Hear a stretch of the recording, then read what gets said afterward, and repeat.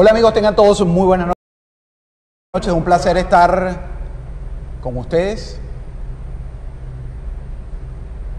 Hola amigos, buenas noches, gracias por estar con nosotros en los estudios de BPI TV desde el Doral, en los Estados Unidos. Es un placer para mí incorporarme a este equipo, a esta plataforma digital y llevarles a ustedes las voces de lo que es este análisis o los análisis de los temas fundamentales e importantes para discutirlos. En ellos voy a estar siempre acompañado de invitados de diferentes países de Latinoamérica, los que sufrimos quizás en este momento esa dictadura en Venezuela, Nicaragua, Bolivia, Colombia, que a pesar de que ganó Iván Duque, pues estamos en riesgo, porque hay una gran cantidad de personas que votó por el tema de la izquierda. Hoy, precisamente, antes de comenzar el tema, que va a ser la influencia del Foro de Sao Paulo, que en el 90, como todos ustedes saben, o deben saberlo, el que no lo sabe, pues les voy a explicar. En 1990, cuando la cortina de hierro en Europa, cuando cae la antigua Unión Soviética, se le acaba el financiamiento a Fidel Castro en Cuba, pues busca cómo crear y cómo sobrevivir ese comunismo, pues busca primero a Lula da Silva del Partido de los Trabajadores en Brasil, pero después se dan cuenta de esa persona en Venezuela y con ello crean 2 años después, en el 92-93, a la figura de Hugo Chávez Frías, a la revolución bolivariana del siglo XXI. Se acaba de celebrar este Foro de Sao Paulo en Brasil porque están mirando a México y están buscando minarnos. Y quiero hablar de eso, de la influencia del Foro de Sao Paulo en nuestras democracias, cómo la han destruido, cómo podemos detenerlo y cómo pretenden ellos consolidarse ese castrocomunismo en la región. Antes de eso, quiero darle las gracias a toda la gente que hizo posible este espacio, a la gente de BPI TV, con las cuales hemos tenido semanas intensas de trabajo, entre ellos Fabiola Colmenar en Houston, un abrazo a Leo que está aquí detrás de la cámara, a Freddy que me ha tenido que soportar mis necedades, a Gabriela Peroso, que fuimos compañeros por 15 años en Globovisión, también a los sponsors que han invertido y han apostado a este nuevo proyecto, a Saudi Toyota, en particular a Boris López, le doy las gracias por siempre estar conmigo. También quiero darle las gracias a la gente de Ifetur, Anita Cavalieri, con los mejores tours de quinceañera. Ahora está en Europa, no nos está viendo, debe estar durmiendo. Y también a la gente de Decor Solution, aquí en el Doral. Todos estos muebles son de ellos. Vamos a estar cambiando cada mes toda la decoración. Una gente encantadora con unos muebles y unos adornos espectaculares, antigüedades, modernos, nuevos, todo esto que están viendo, desde el cuadro y todos los adornitos, todo esto que tenemos por aquí son de Decor Solution. Quiero darle las gracias no solo a Sergio, quiero darle las gracias a Griselda, a Iliana, su esposa y su hermana respectivamente. Bueno, no voy a perder más tiempo en agradecimiento, vamos a comenzar y presentando a mis invitados. Ella es mi amiga Edixia Dubón, ¿verdad?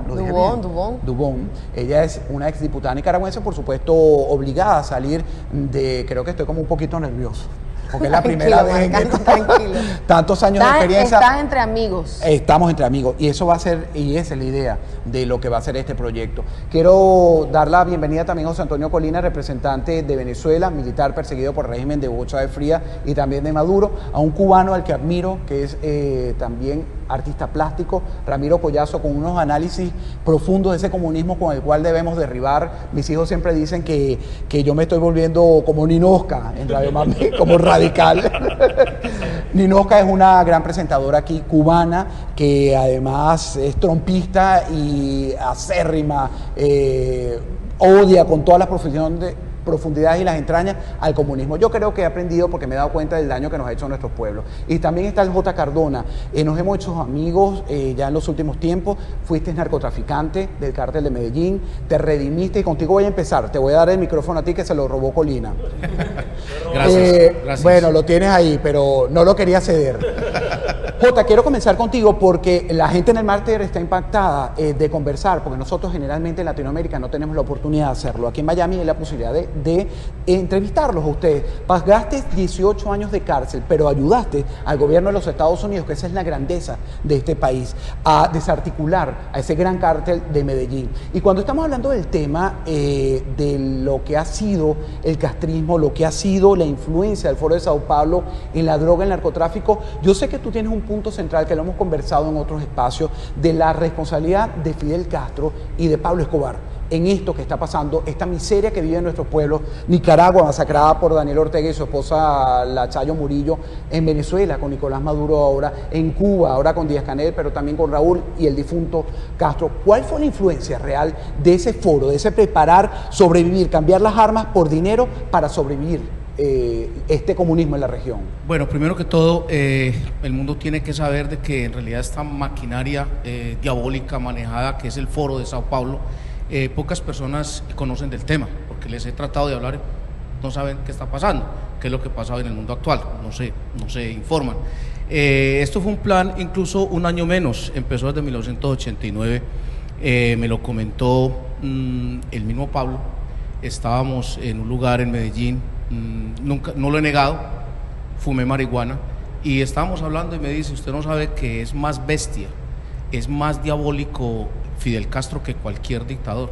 Nos lo ha demostrado la historia. Porque nos está demostrando la historia que estos ideales que están vendiendo estos, yo llamo estos ignorantes, que están siguiendo adelante con este tal foro de Sao Paulo, que es algo que están destruyendo nuestra nación. Vamos por parte. Me estás explicando que fumaste marihuana con Pablo Escobar. Pero Pablo en esa fumada, y que habló en el 89 me decía, aquí se está, mire Jotica, porque él sabe que yo leía bastante.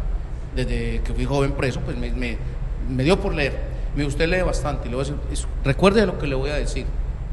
Esto se va a volver a nivel mundial. Y ahí Colombia tiene que blindarse, porque el M-19 está con Fidel Castro.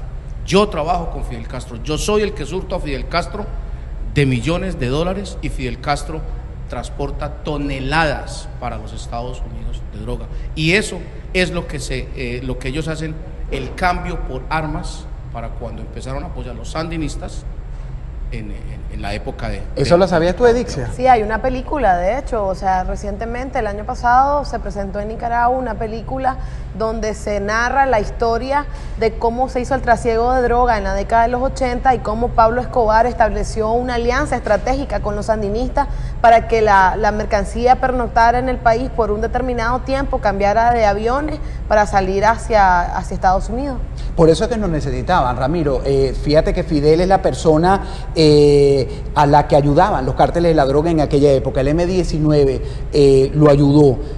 ¿Están ustedes los cubanos conscientes, los cubanos de bien, no el G2 cubano, no los mafiosos de este grupo de los Castro, de lo necesario que era la droga para consolidar un poderío en la región de este grupo de tiranos? Hay que acordarse de que ya desde mucho antes la administración Reagan estaba teniendo sus ojos puestos en la dictadura cubana como el mayor agente de trasiego de drogas hacia Estados Unidos. Estaba el MC, que era una oficina del Ministerio del Interior, que donde estaban los hermanos de la Guardia y muchos altos oficiales de lo que era el Ministerio del Interior que estaban vinculados con la droga y con Pablo Escobar. Hasta se llegó a decir que en un momento determinado Pablo Escobar estuvo en Cuba.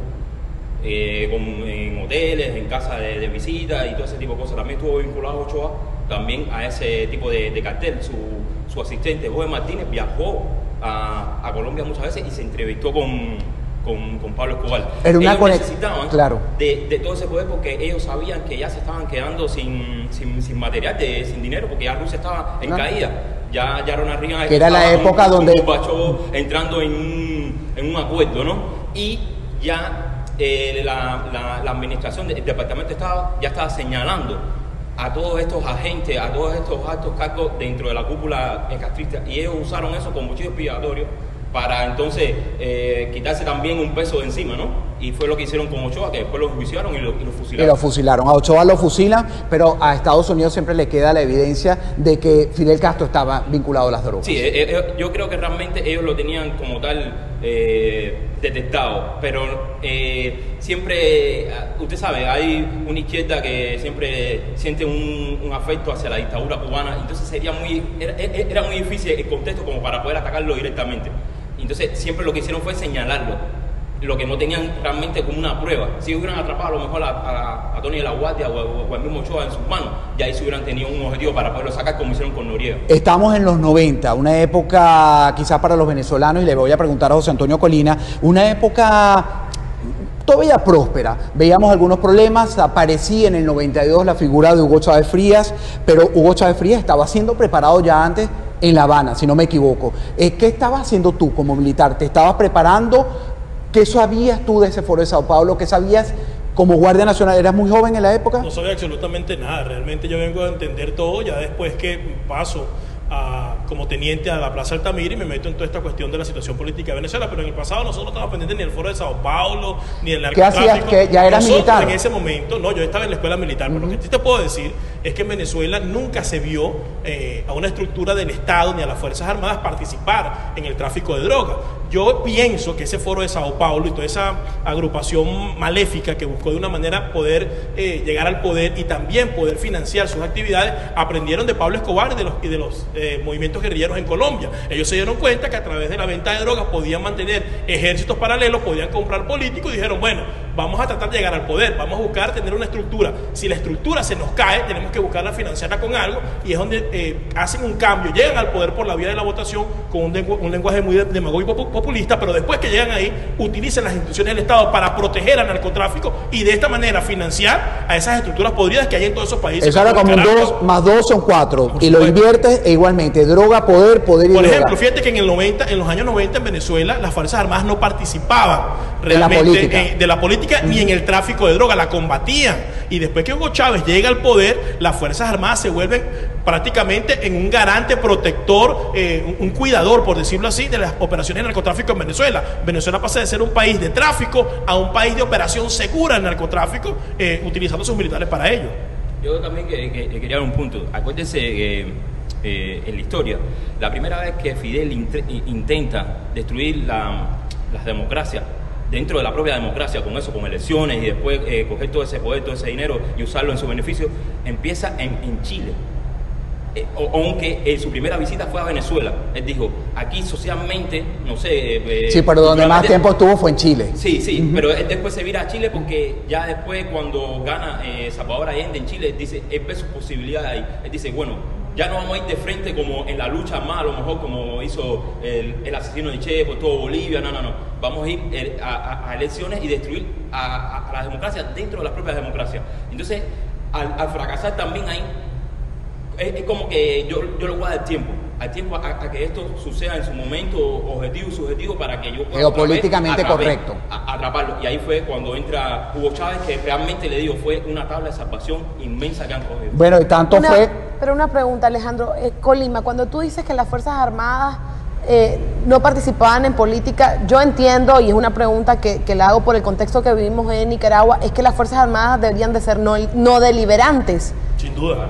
¿Y cómo es que se da ese retroceso? Cuando digo que no participaban en política es que, por ejemplo, en la escuela militar no te hablaban que era ni dictadura, ni de derecha, ni de izquierda, no te hablaban absolutamente de nada. Por supuesto que las Fuerzas Armadas son obedientes y no deliberantes. Y los que forman parte de las Fuerzas Armadas son apolíticos. Pero cuando Hugo Chávez llega al poder, sin duda alguna, pues su principal partido político no es el PSUV, son las Fuerzas Armadas. Entonces metió a las Fuerzas Armadas dentro de la política, obligó a los militares a votar, que Venezuela no es un país maduro para que los militares voten, y el principal partido en Venezuela no es el PSUV, son las Fuerzas Armadas venezolanas, que son el partido del régimen en este momento. Vamos a hacer una pausa y regresamos enseguida hablando contigo. Tomas la palabra J. Cardona para que nos expliques un poco cómo se planeaba esa toma del poder, para qué querían el poder estos castristas, estos comunistas en la región.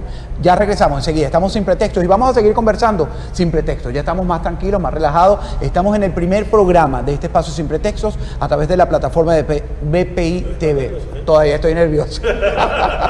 Pero regresamos enseguida. Les prometo que en el segundo programa estoy más tranquilo.